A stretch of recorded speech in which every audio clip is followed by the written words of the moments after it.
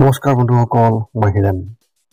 আজি আপোনালোকক এই ভিডিঅ'টোৰ জৰিয়তে আগবঢ়াইছোঁ যে আপোনালোকৰ এই 2025 বৰ্ষৰ এই মাহটোত বৃশ্চিক ৰাশিৰ ব্যক্তিসকলে কেনেধৰণৰ ফলাফল লাভ কৰিব তাৰে সম্পূৰ্ণ তথ্য আপোনালোকক এই ভিডিঅ'টোৰ জৰিয়তে আগবঢ়াইছোঁ, যাতে আপোনালোকৰ সঠিক তথ্য লাভ কৰিব পাৰে।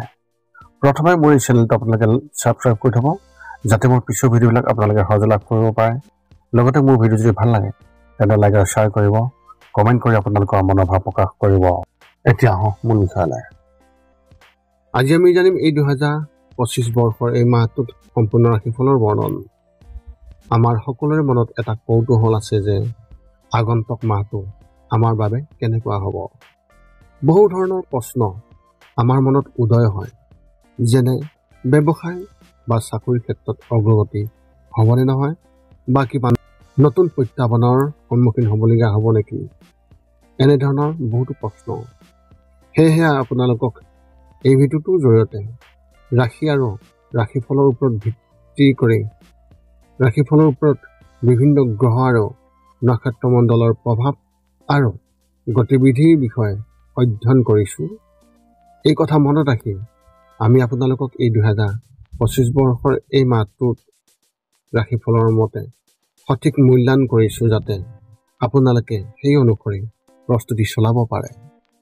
আপোনালোকে এই ভিডিঅ'ত আপোনালোকৰ পৰিয়াল, আৰ্থিক, কেৰিয়াৰ, শিক্ষা, প্ৰেম আৰু স্বাস্থ্যৰ লগতে আৰু বিভিন্ন তথ্য আপোনালোকে এই ভিডিঅ'ত লাভ কৰিব। ইয়াৰ দ্বাৰা আপুনি জানিব পাৰিব যে আপোনাৰ ৰাশিফলৰ অনুসৰি কি কি প্ৰস্তুতি চলাব লাগিব। গতিকে আপোনাৰ ৰাশিফল অনুসৰি প্ৰস্তুতি চলাওক। অৱশ্যে আপোনালোকক এইটো জনা উচিত যে এই ভিডিঅ'টোত দিয়া যি তথ্য, এই তথ্য কোনো ব্যক্তি হিচাপে নহয়, ৰাশিফলৰ ওপৰত হোৱা যি প্ৰভাৱ, সেই প্ৰভাৱৰ বিবেচনা অনুসৰিহে এই ভিডিঅ'ত উল্লেখ কৰা হৈছে এই সকলোবোৰ তথ্য। গতিকে এনেদৰে আপুনি আপোনাৰ জীৱনত ঘটিব পৰা সকলো কথাৰ তথ্য লাভ কৰক। গতিকে কোনো পলম নকৰাকৈ এতিয়া আমি এই 2025 বৰ্ষৰ এই মাহটোত যি ৰাশিফলৰ বৰ্ণন, সেই ৰাশিফলৰ বৰ্ণন আপোনালোকক আগবঢ়াবলৈ আগবাঢ়িছোঁ।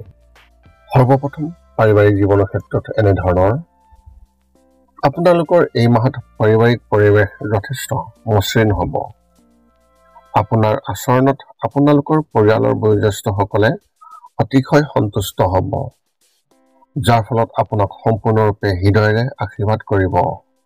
এইটোৱেই হ'ব আপোনাৰ পৰিয়ালৰ সঠিক বৈশিষ্ট্য, আৰু ইয়াত দিয়া হ'ব আপোনাৰ সম্পূৰ্ণ পাৰস্পৰিক সহযোগিতা। ইয়াৰ ফলত শিশুসকলৰ ওপৰতো উপকাৰী প্ৰভাৱ পৰিব, যিয়ে নিজৰ নিৰ্ধাৰিত কামত খুবেই ভাল প্ৰদৰ্শন কৰিব। আপোনাৰ পৰিয়ালৰ সকলো সদস্যৰ বাবে বহুত সুখ কঢ়িয়াই আনিব। পৰিয়ালত এজন সদস্যৰ সংযোজনক আপুনিও সঠিকভাৱে উদযাপন কৰাৰ এক আশা দেখিব পাৰি। শিক্ষা আৰু কেৰিয়াৰ ক্ষেত্ৰত এনেধৰণৰ। আপোনালোকৰ বেছিভাগেই নিজকে নিজৰ লক্ষ্যত উপনীত হ'বলৈ সংগ্ৰাম কৰিবলৈ দেখিবলৈ পোৱা যাব, কিন্তু তথাপিও আপুনি ইয়াৰ সঠিক ফল নাপাব। উচ্চ শিক্ষাৰ বাবে যিসকলে প্ৰচেষ্টাত অসুবিধা হৈ আছে, তাত আপোনালোকে আৰু সংগ্ৰাম কৰিব লাগিব। তাৰ ভিতৰতে আটাইতকৈ ডাঙৰ হ'ব সঠিক সময়ত সঠিক সুযোগ বিচাৰি উলিওৱা। ক্ৰাফ্ট আৰু টেকনিকেল ব্যৱসায়ত যিসকলে নিমগ্ন হৈ আছে, তাত তেওঁলোকৰ প্ৰতিকূল পৰিস্থিতিৰ দ্বাৰা বহুলাংশে প্ৰভাৱিত নহ'ব। প্ৰতিযোগিতামূলক পৰীক্ষাত অৱতীৰ্ণ হোৱা প্ৰাৰ্থীসকলে বহু আগতীয়াকৈ অতিৰিক্ত প্ৰশিক্ষণ ল'ব লাগিব। আপোনালোকৰ বেছিভাগৰে এই মাহত পৰীক্ষাৰ ফলাফল বেয়া হোৱাৰ সম্ভাৱনা আছে। ব্যৱসায় আৰু চাকৰিৰ ক্ষেত্ৰত এনেধৰণৰ। এই মাহত আপুনি আপোনাৰ কেৰিয়াৰ আগুৱাই নিয়াত যথেষ্ট সুযোগ পাব, কাৰণ আপোনাৰ সন্মুখত থকা যিসকল ব্যক্তি, তেওঁলোকৰ দ্বাৰা আপোনাৰ যথেষ্ট ক্ষতি হোৱাৰ সম্ভাৱনা আছে, আৰু ইয়াত আপুনি অনুকূল বুলিও ক'ব নোৱাৰে। অতি লাভজনক ভ্ৰমণত ভাল চুক্তিৰ আশা কৰক। আটাইতকৈ অনুকূল দিশ হ'ব আপোনাৰ পূব দিশ। আপুনি অতি কঠোৰ পৰিশ্ৰম কৰিব আৰু ব্যৱসায়ৰ দৰে দক্ষতাৰে নিজৰ লক্ষ্যৰ দিশে আগবাঢ়ি যাব পাৰিব। ই আপোনাৰ বাবে অতি প্ৰশংসনীয়ভাৱে সফল হোৱাৰ এক লক্ষণ দেখিবলৈ পোৱা গৈছে। চাকৰি হওক বা ব্যৱসায় হওক, কামৰ স্থান সলনি হোৱাৰ সম্ভাৱনা স্পষ্ট। এইটো ভালৰ বাবে হ'ব।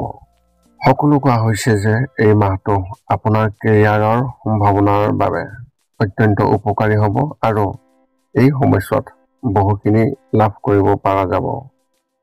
প্ৰেমৰ ক্ষেত্ৰত এনেধৰণৰ আপোনাৰ প্ৰেমৰ সম্পৰ্কৰ কথা ক'বলৈ গ'লে এই মাহটো আৰম্ভণি অলপ দুৰ্বল হ'ব। সূৰ্য, শনি, বুধ, মংগল আৰু বৃহস্পতিৰ সংযুক্ত প্ৰভাৱে পঞ্চম স্থানত ইয়াৰ প্ৰভাৱ পেলোৱাৰ বাবে আপোনাৰ প্ৰেমৰ সম্পৰ্কত সমস্যাৰ সৃষ্টি কৰিব পাৰে। ইজনে সিজনৰ লগত বিতৰ্ক আৰু কাজিয়াৰ পৰিস্থিতিৰ সৃষ্টি কৰিব পাৰে। আপোনাৰ সম্পৰ্কত বাহিৰৰ মানুহৰ হস্তক্ষেপ আপোনাৰ সম্পৰ্কৰ বাবে অতি ক্ষতিকাৰক বুলি প্ৰমাণিত হ'ব পাৰে। বিবাহিত ব্যক্তিসকলৰ ক্ষেত্ৰত এই গোটেই মাহটো বৃহস্পতি গ্ৰহই আপোনালোকৰ সপ্তম ঘৰৰ ওপৰত তীক্ষ্ণ দৃষ্টি ৰাখিব, যাৰ বাবে আপোনাৰ বৈবাহিক জীৱনত বহুত সুখ পাব। স্বাস্থ্যৰ ক্ষেত্ৰত এনেধৰণৰ এই মাহত আপোনালোকৰ স্বাস্থ্যৰ অনুকূল থাকিব আৰু এই সময়ছোৱাত আপোনাৰ স্বাস্থ্য উৎকৃষ্ট হৈ থাকিব। জ্বৰ আৰু ফুলাৰ দৰে হঠাৎ তীব্ৰ বেমাৰৰ যিকোনো প্ৰৱণতাই যথেষ্ট সকাহ দিব। সকলো সম্ভাৱনাতে আপোনালোকৰ একেবাৰেই আমনি নকৰে। যিকোনো ধৰণৰ দাঁতৰ সমস্যা থকা ব্যক্তিসকলৰ ক্ষেত্ৰত এই কথা অতি প্ৰযোজ্য হ'ব। আপোনাৰ কৃত্ৰিম দাঁত লগত জড়িত যিকোনো অস্বস্তিৰ গুৰুত্ব সহকাৰে ল'ব লাগিব আৰু আৰোগ্য হোৱাৰ সম্ভাৱনাও খুবেই ভাল হ'ব।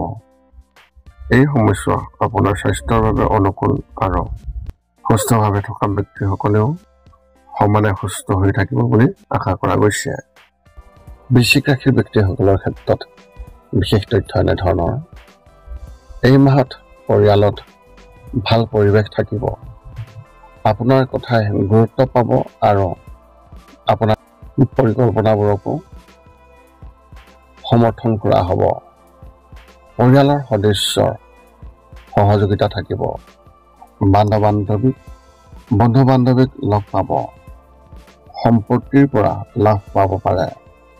চৌপাশৰ পৰিস্থিতিৰ ওপৰত চকু ৰাখিব লাগিব। সুবিধা পোৱাৰ সম্ভাৱনা আছে। আবদ্ধ কামবোৰ সম্পূৰ্ণ হ'ব আৰু মাটিৰ ক্ষেত্ৰত লাভৱান হ'ব। লেনদেনত সাৱধান হওক। বন্ধুৰ পৰা সহযোগিতা পাব আৰু ধৰ্মীয় কাম কৰাৰ সুযোগ পাব। আপোনাৰ কামত নতুন দায়িত্বও লাভ কৰিব পাৰে। এতিয়া আপুনি সকলো তথ্য লাভ কৰাৰ পিছত এই 5টা কাম কৰিবলৈ আপুনি যিমান পাৰি চেষ্টা কৰক। সৰ্বপ্ৰথমটো হৈছে আপুনি আপোনাৰ শৰীৰটো সুস্থ কৰি ৰাখিবলৈ দৈনিক যোগাসন কৰক, য'ত মূলতঃ 10 মিনিটৰ বাবে ওমকাৰ মন্ত্ৰ, 10 মিনিটৰ বাবে কপালভাতি আৰু 10 মিনিটৰ বাবে অনুলোম বিলোম। ইয়াৰ লগে লগে আপোনাৰ শাৰীৰিক আৰু মানসিক স্বাস্থ্য একেবাৰে নিখুঁত হৈ থাকিব। 2 নম্বৰটো হৈছে ৰাতি শোৱাৰ আগতে নিস্তব্ধ আৰু নিৰ্জন ঠাইত 10 পৰা 20 মিনিট ধ্যান কৰিব লাগে। ইয়াৰ দ্বাৰা 2টা উপকাৰ পোৱা যায়। এটা হ'ল আপুনি ভাল টোপনি পাব আৰু দ্বিতীয়টো হৈছে পিছদিনা আপুনি সতেজ অনুভৱ কৰিব।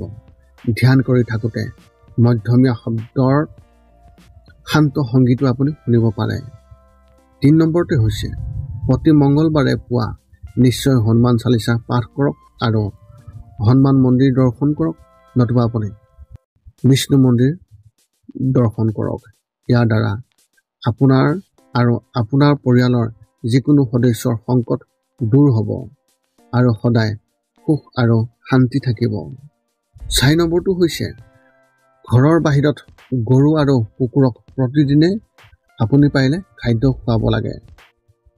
খাদ্য খোৱাওক আৰু যদি পাৰে চৰাই চিৰিকটি আদিকো খাদ্য আৰু পানীৰ যোগান ধৰক। এই পৃথিৱীখন যিমান আমাৰ সিমানেই সিহঁতৰো।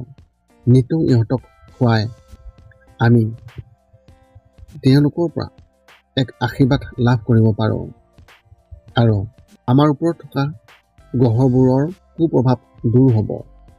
সদশেষত 5 নম্বৰটো হৈছে আপুনি পাৰিলে মাজে মাজে চৌপাশৰ দুখীয়া ব্যক্তিসকলক আপুনি পাৰিলে সহায় কৰক আৰু ভোকাতুৰ ব্যক্তিসকলক আপুনি পাৰিলে খুৱাবলৈ চেষ্টা কৰক। যদি আপোনাৰ মনত এতিয়াও জ্যোতিষ সম্বন্ধীয় কিবা প্ৰশ্ন আছে তেন্তে আপুনি আমাক আপোনালোকৰ প্ৰশ্ন আমাৰ এই ভিডিঅ'ৰ তলত কমেণ্ট কৰি অৱগত কৰক আৰু আমি আপোনালোকৰ প্ৰশ্নৰ উত্তৰ দিবলৈ আমি সকলো সময়তে সাজু আছোঁ। এই আছিল এই 2025 বৰ্ষৰ আগষ্ট মাহটোত বৃশ্চিক ৰাশি ব্যক্তিসকল লাভ কৰিবলগীয়া সম্পূৰ্ণ ৰাশিফলৰ বৰ্ণন। যদি মোৰ ভিডিঅ'টো ভাল লাগে তেন্তে লাইক শ্বেয়াৰ কমেণ্ট কৰিব, চেনেলটো ছাবস্ক্ৰাইব কৰি থ'ব যাতে কোনো অন্য এটা ভিডিঅ'ৰ জৰিয়তে আপোনালোকৰ লগত সম্পৰ্ক ৰাখিব পাৰোঁ। পুনৰ লগ পাম অন্য এটা ভিডিঅ'ত। আজিলৈ ধন্যবাদ।